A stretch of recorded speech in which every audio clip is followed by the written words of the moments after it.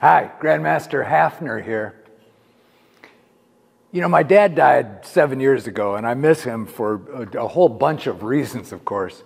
But one of the things that I find myself doing is, my dad was a great historian of our family, and we come from a large and colorful local family where there were lots of relatives around, and you kind of it was a big family, and they all lived close by, and so you kind of knew what was going on with everybody. And so I guess what I'm saying is that our family has a rich local history.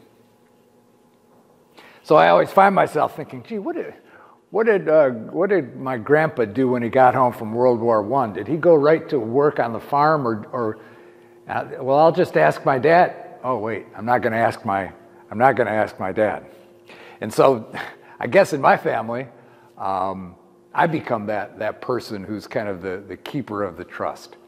My point, though, is this idea of being relentlessly curious and asking questions about things that pertain to your life. And I've been thinking a lot about the power of questions, and I'm thinking of how important it was, or it has been in my life, to have someone who I can ask questions to,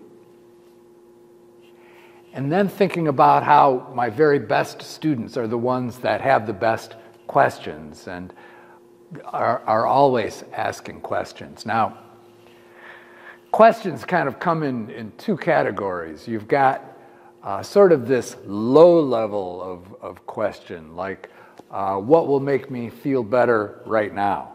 How can I ease this discomfort? Which fast food place should I go to? What's my favorite donut? What's some smart aleck thing that I can say back to that coworker? There's kind of this low level of questions that I think a lot of people operate in. But there's a higher level, this really powerful, exciting level of questions that if you train your mind to focus on, it will produce magnificent results. You know, you've got this marvelous computer that will give you the answers to virtually anything that you ask it. But the problem is we're asking it, what kind of donuts should we get, instead of asking powerful questions like, how can I be a better spouse? Or what would be a better way to serve my community? Or how do I get past this stress and anxiety mindset that I'm in? Or what should my next 5 to 10 years look like?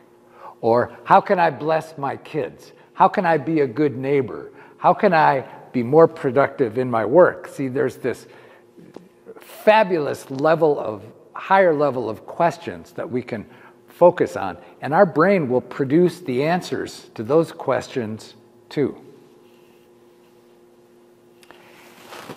Sadly, there are some people who almost never take advantage of the opportunity to ask questions of their coach, their teacher, their parent, their spouse, their pastor, their boss. They are in contact with people who know more than they do, have more experience than they do, and they despise this opportunity. They think little of this opportunity. I urge you to just sit down and think about this, and think about what kind of questions you've been giving to your brain, and make sure that you are asking the powerful questions that will ultimately produce that bigger, better, brighter future.